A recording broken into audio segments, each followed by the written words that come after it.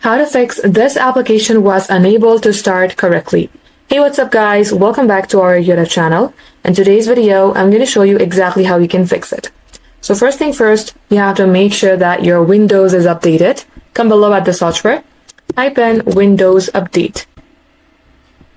And likewise, you will see that in my case, I do have updates available. If this is the case for you too, you can go ahead and click on Restart Now or Install.